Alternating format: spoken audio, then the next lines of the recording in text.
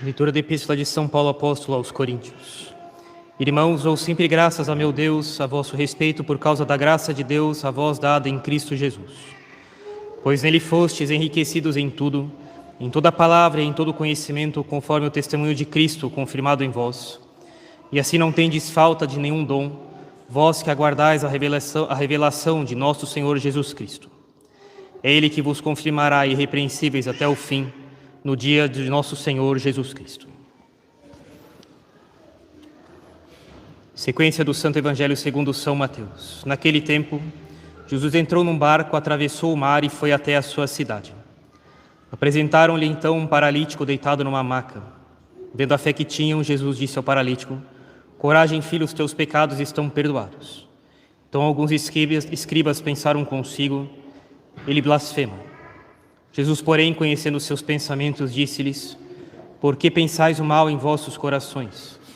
Que será mais fácil dizer: os teus pecados estão perdoados, ou levanta-te e anda? Ora, para que saibais que o Filho do Homem tem na terra autoridade para perdoar pecados. Então dirigiu-se ao paralítico: levanta-te, pega a tua maca e vai para a tua casa. O paralítico levantou-se e foi para a sua casa, e vendo isso a multidão ficou cheia de temor e glorificou a Deus, porque deu tal autoridade aos homens.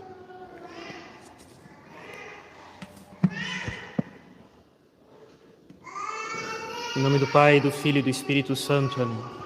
Ave Maria, cheia de graça, o Senhor é convosco. Bendita sois vós entre as mulheres, e bendito é o fruto do vosso ventre, Jesus.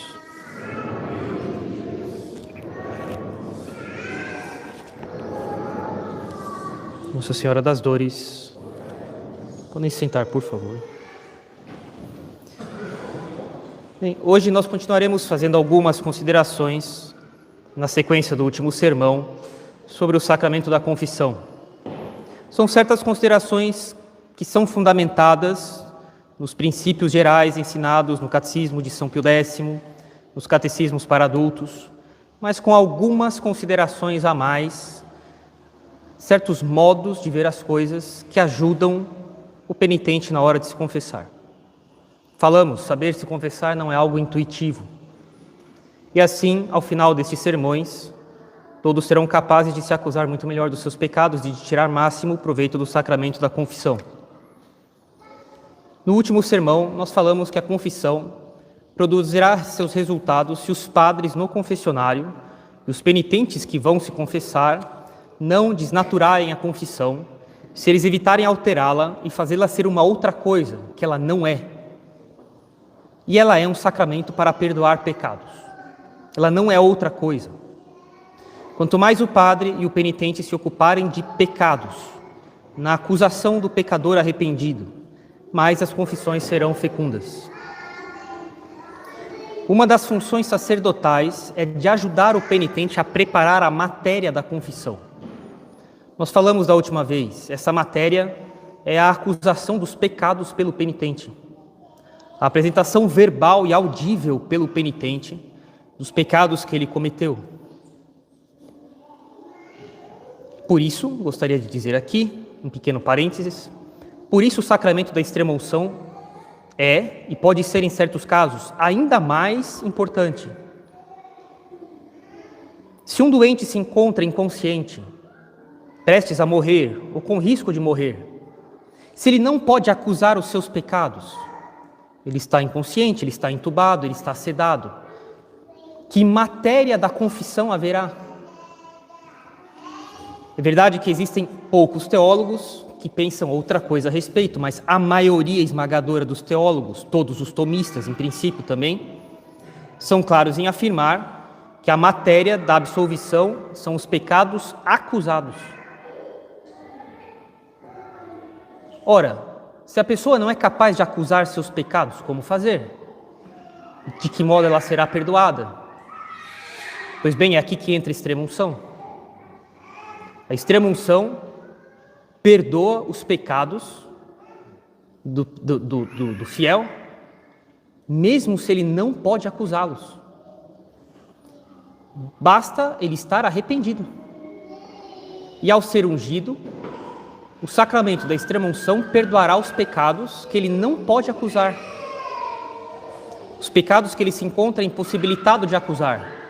Por isso, a extrema-unção é extremamente importante. Bem, isso fica para uma outra hora. Mas quando, em alguma ocasião, o sacerdote vê que um penitente se aproximou do confessionário depois de uma longa ausência. Há quanto tempo você não se confessa? Ah, padre, faz 20 anos. Quando o padre vê que um penitente vai à confissão dando sinais de ter uma alma não adequadamente disposta. Quando o penitente é, do ponto de vista religioso, ignorante. Ele pode ser muito douto na sua área, na sua profissão, mas não do ponto de vista religioso. São Pio X fala disso numa encíclica em que ele publica, que ele usa para publicar o catecismo dele, que vem até como prefácio do catecismo dele. Encontramos pessoas extremamente eruditas em domínios humanos, mas extremamente ignorantes nas questões religiosas. Quando um penitente dá sinais de não ter conseguido se preparar, ele não teve tempo de fazer seu exame de consciência, ou ele até teve, mas não fez. Ou quando há razões específicas e razoáveis de suspeitar da sinceridade do penitente, então o padre está obrigado a ajudá-lo na confissão. E aqui vem uma diferença bastante grande da conduta de um padre em confissão de outros casos na vida. Se um padre vê que o penitente não está adequadamente disposto para ser absolvido, ele não irá dizer: filho, vai embora.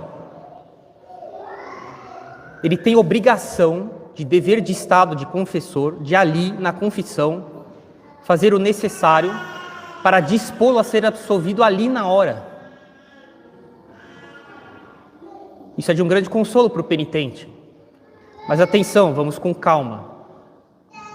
Isso aqui não é um salvo-conduto para o penitente negligenciar o seu dever de preparar a sua confissão. Lembrem-se, a matéria da confissão são os pecados acusados pelo penitente. E nós falamos bem isso. Diferente dos outros sacramentos, o sacramento da confissão foi deixado de maneira eminente nas mãos do penitente. A preparação da matéria da confissão recai, em primeiro lugar, sobre o penitente, cai sobre ele. Melhor ele preparar a matéria do sacramento que ele receberá na confissão, melhor frutos ele tirará da confissão dele.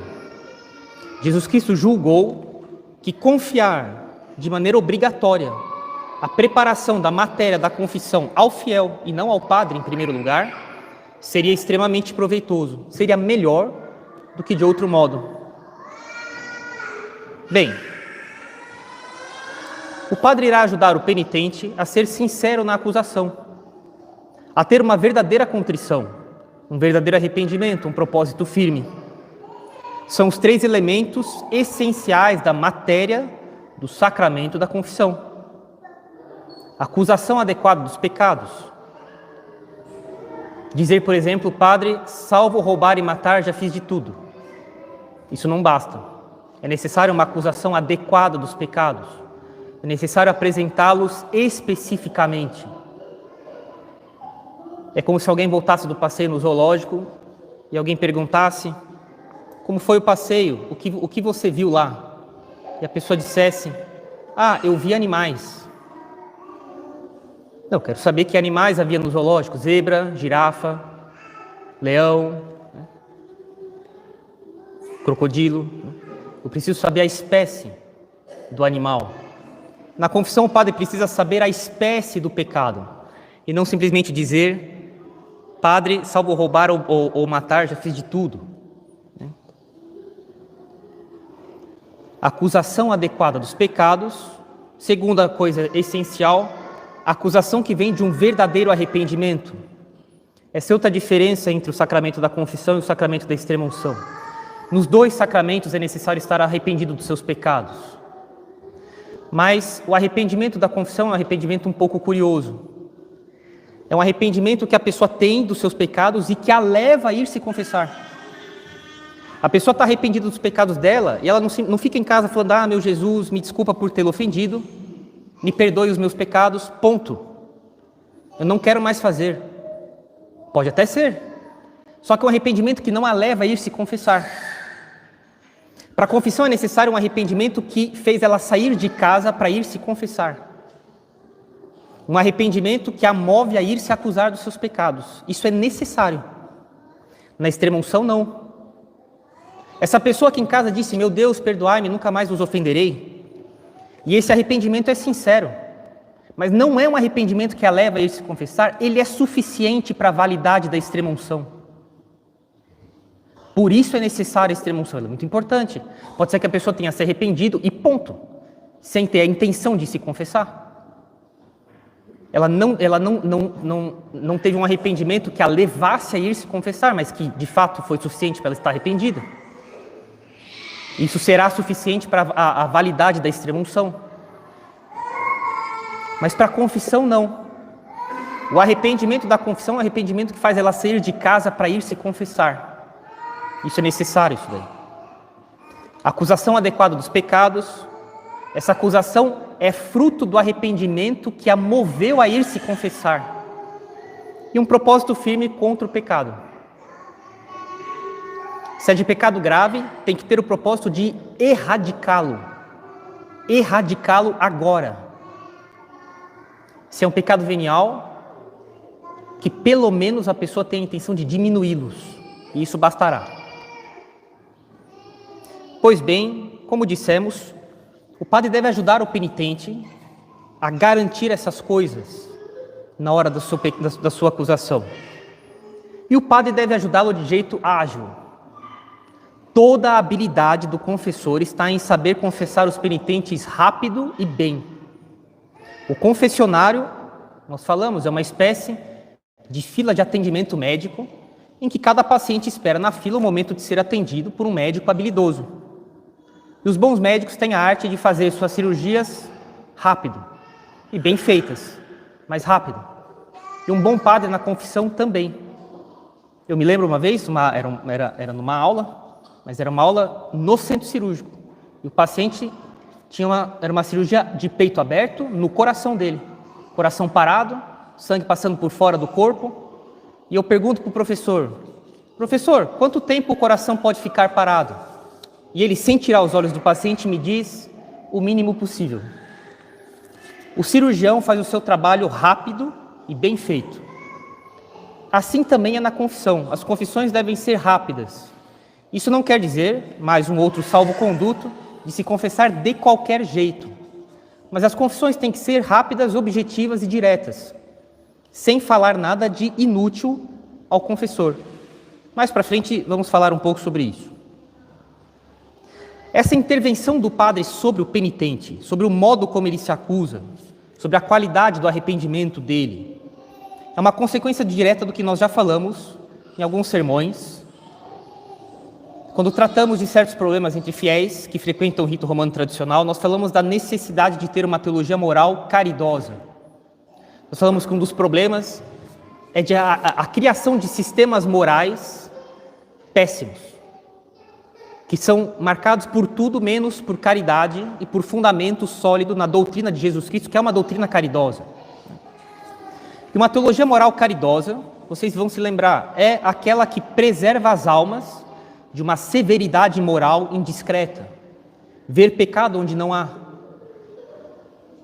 Uma teologia que preserva as almas do risco de não fazer penitência depois que pecaram. Se existe uma teologia moral, se existe uma propagação de um jeito moral de levar a vida católica, que aumenta o risco, ou que definitivamente consolida a não realização de penitências depois que a pessoa pecou, essa teologia moral tem um problema. É uma teologia que preserva as almas de liberdades temerárias. Ah, se não é pecado, então eu posso fazer. Não é assim. Para muitas coisas não é assim.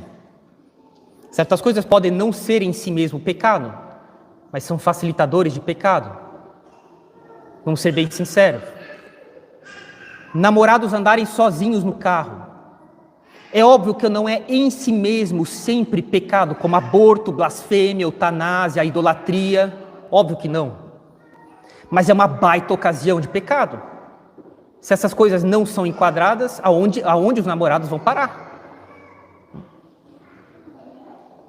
Se existir uma ocasião excepcional, absolutamente incontornável, suficientemente séria, que obrigue os dois, apesar de tudo que é possível fazer, a que eles andem uma vez sozinhos no carro com várias precauções tomar, ok.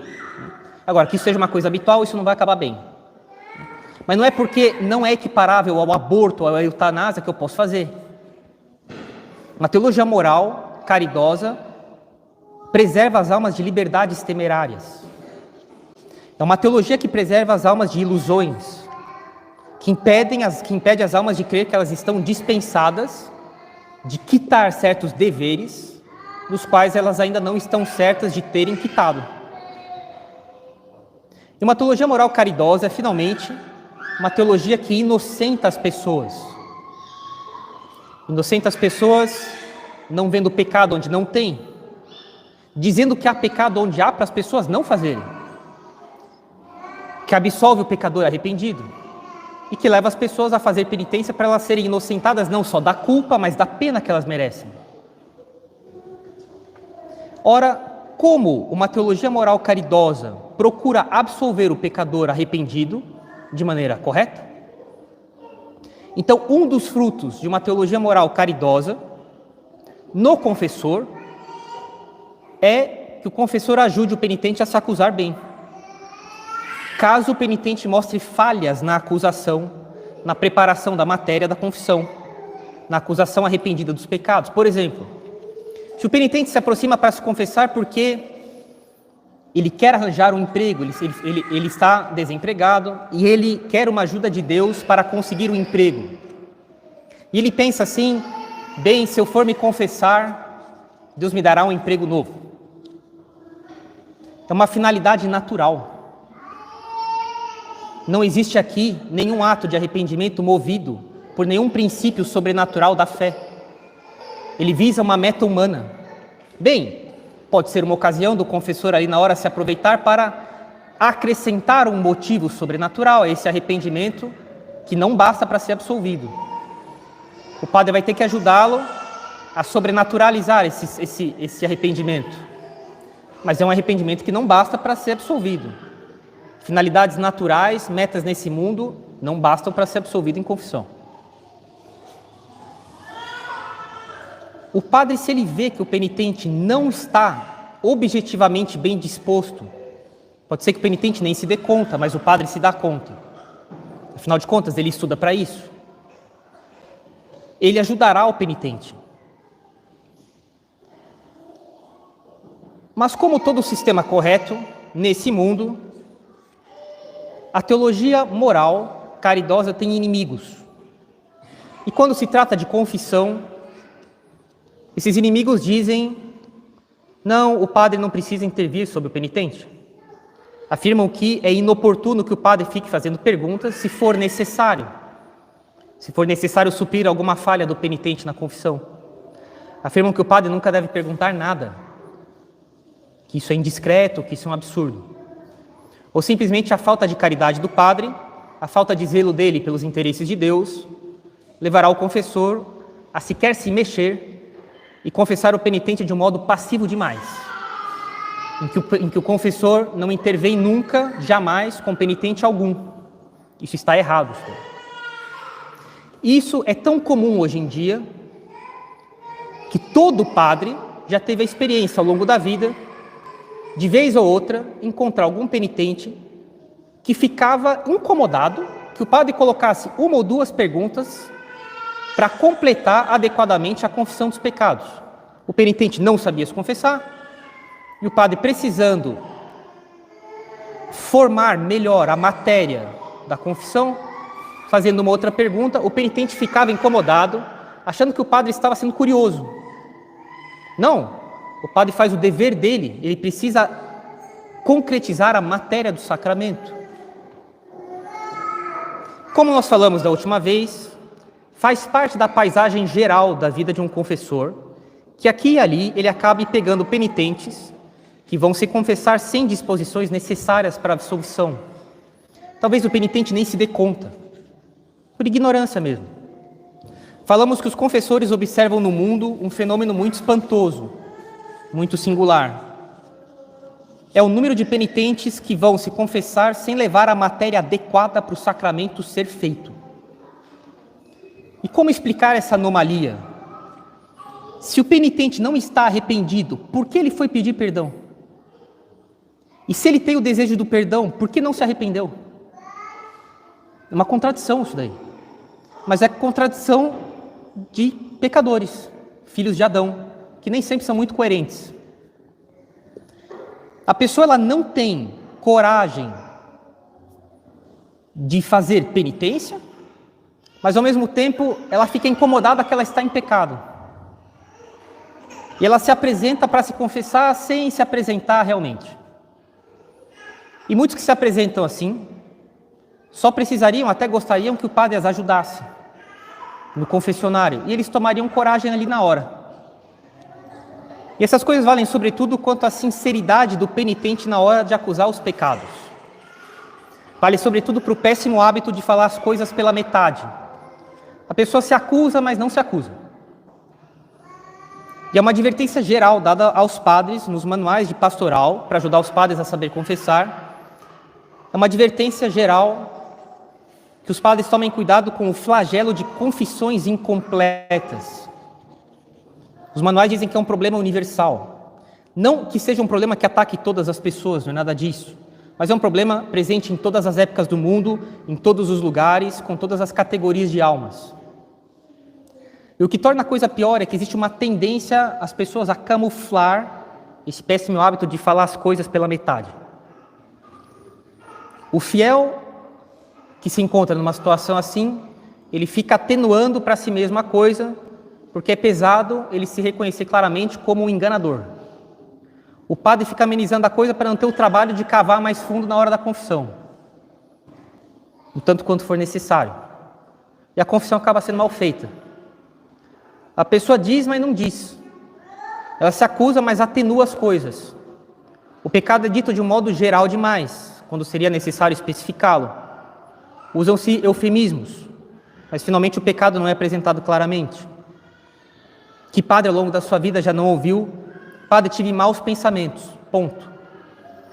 É muito vago. Inveja, vingança, cobiça das coisas alheias, castidade, distrações na oração, juízo temerário, pode ser qualquer coisa. Isso não é suficiente para a absolvição, é necessário especificar os pecados. Dizer tive maus pensamentos não basta. Ou então dizer, padre, não amei a Deus sobre todas as coisas. Isso não quer dizer nada. É necessário uma espécie de pecado. Que padre não ouviu isso ao longo da vida? E na próxima vez, então, nós começaremos a ver como preparar uma confissão realmente eficaz, que forme bem a matéria do sacramento. Para que todos os penitentes, eu sempre penso aqui nesses sermões, realmente sim, que inúmeras pessoas nos ouvem em diversos lugares, né? Que isso realmente será útil para pessoas que, sobretudo, não têm uma formação constante e que se veem, infelizmente, aqui e lá, desprovidos de uma formação sacerdotal que os ajude desde o começo da vida católica a se confessar bem. É o caso de muitas pessoas, Brasil afora. Então, na próxima vez, nós começaremos a ver como preparar o sacramento, a matéria da confissão, para que seja realmente um sacramento eficaz. E assim, o penitente, buscando o sacramento, e não uma conversa, não um consolo, mas o perdão dos pecados, tirará muito mais frutos das suas confissões. Em nome do Pai, do Filho e do Espírito Santo. Amém.